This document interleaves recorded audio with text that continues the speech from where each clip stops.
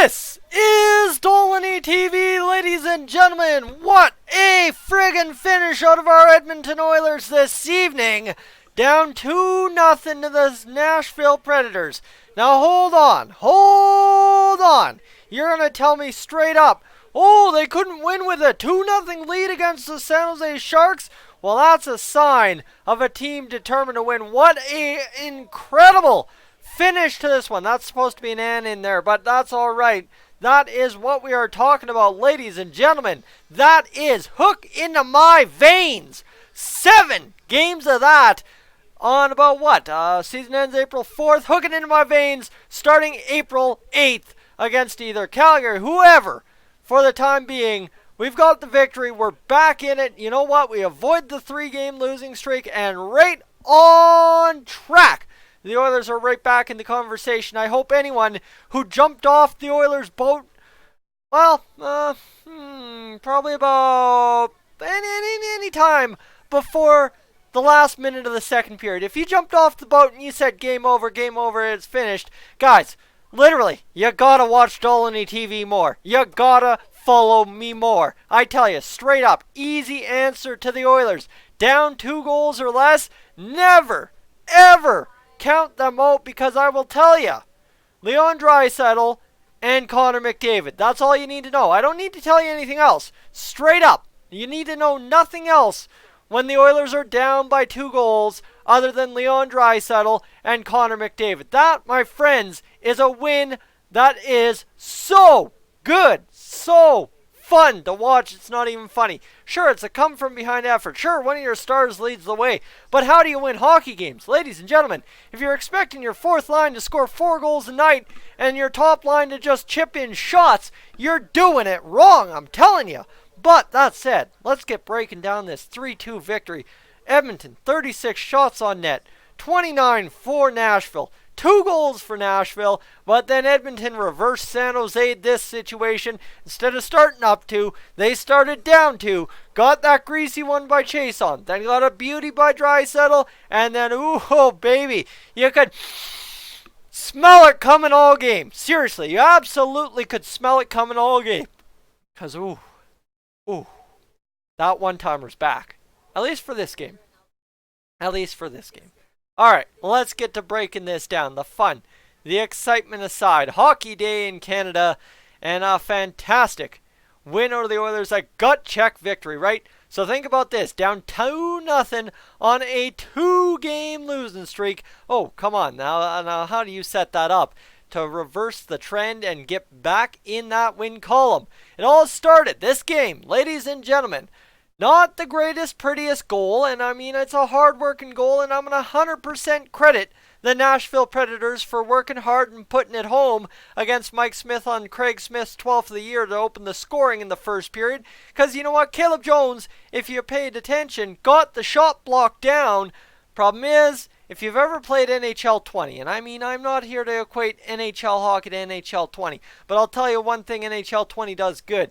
You get the shot block in front, it's any man's puck, and usually it ends up in the back of the net because the scramble is the scramble, and it's whoever wants it more. Well, guess what? Similarly to that, Mr. Craig Smith wanted that one and put it on the right side of the post, and she was 1-0 for the Nashville Predators. Now, ladies and gentlemen, Nick Bonino, all right? Nick Bonino gets the second goal in this one. You can say what you will about it. I'm going to tell you exactly what happened. Nick Bonino tipped a puck home. Do I need to tell you anything more? I don't think I do. Because straight up, we all know as Oilers fans, in the 2019-2020 NHL season, you want to win against the Oilers, you want to win big against the Oilers, tip the puck, tip the puck, tip the puck, tip the puck. It goes in 99.9% of the time against the Oilers for whatever clown reason you can figure out. Now that said, that was at 17:06 of the second period. And guys, I'm going to full on admit, I did not have the secret sauce for the live stream tonight. I was down and out pretty much from the start. It was a dragged out beginning. Oh man, the stream was awful, and that's on me. That said, ladies and gentlemen, we just need to remind ourselves, right? We're down 2-0. The last couple of minutes of the second period, guys, that's a recipe for success. And I tell you why, because you know how it goes this season. The story has been written so many times before.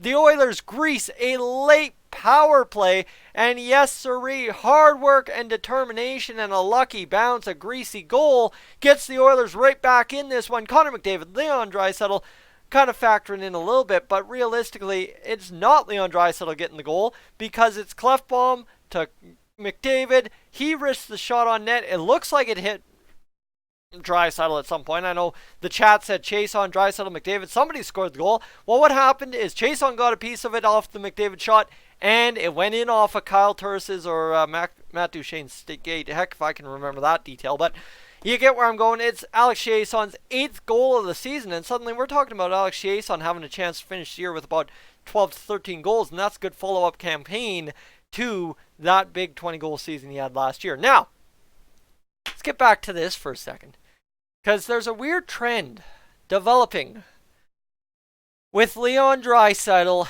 and the Nashville Predators. All right, let's just get back a few seconds before this goal by Draisaitl went in.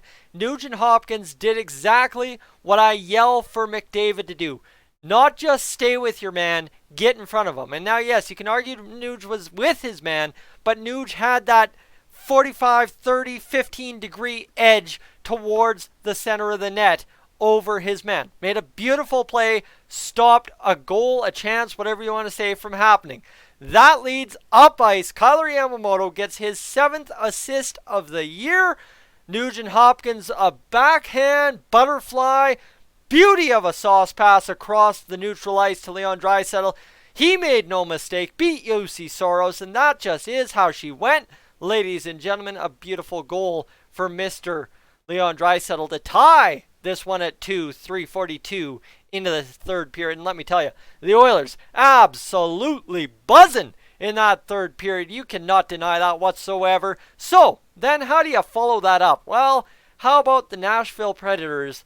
Oh man, yeah, they got themselves into penalty trouble, and John Hines is going to be ripping his team a new one bigger than he could ever rip anything in New Jersey, because that is what cost the Predators this game, the inability to stay out of the box. Now, if you want to say the refs gifted the Oilers the game, I ain't going to complain, because guess what? It's a W in my column, and it is a big time 2 points for the Edmonton Oilers, no matter how it comes. You can asterisk it all you want. Guess what? 2 points is 2 points, unless the Nashville Predators sue the NHL to reverse this game to a win for them and get the 2 points. But guess what? I don't think I have in recent memory any successful situation of that ever happening. So kiss that idea goodbye. She's still, no matter what, 2 points for the Edmonton Oilers this evening in this big 3-2 victory. Leon Draisaitl, his 31st on the power play from Nugent Hopkins and Clefbaum. As I told you, right off the hop, it's a beautiful backdoor one-timer. Ooh, baby, you could feel it was coming,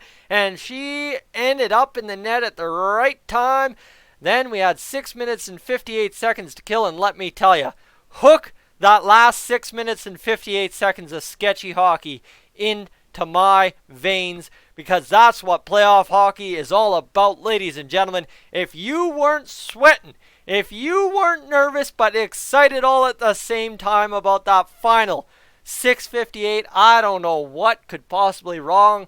You must have drowned jumping off the Oilers boat when it was 2-0, because let me tell you, that's a good heart check for sure.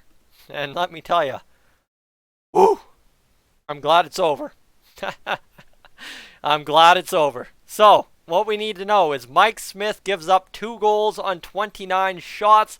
That will do him some good wonders for his save percentage, and of course for his goals against average. Should dip it below 3.0 again. Risky business is as risky business does with Mike Smith in net, but we get the victory, we get the result. That's all that matters. The one thing of note, Roman Josi, guys, had a fantastic game for the Predators. Dude was everywhere. Dude was doing everything. And I will give credit where I see real talent, and that Roman Josi, guys. The guy is unreal. The guy is an absolute incredible defenseman.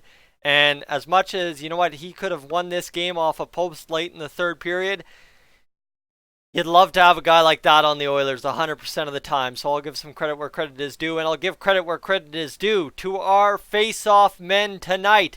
36 out of 57 draws. Ladies and gentlemen, that is a beautiful face-off win percentage of 63.2%. Woo! You're going to win a lot of playoff games like that if we can repeat that effort tonight. Oilers, the only real main concern tonight is the giveaways column, 18-11, but we need not worry about that. Guys, I'm Tyson, this is Dolynny TV.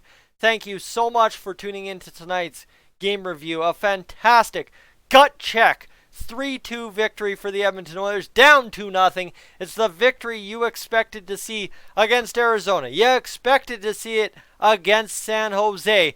But ladies and gentlemen, so far 2-1 on the month. Let me just flash this for you. Maybe not. I don't have it. That's from a previous video. Guys, I'm Tyson, this is Dolynny TV. I have to get out of here. I have to get down to the store and get myself a case of pop and get over to Buddy's house for his birthday party. I will catch ya in the next one.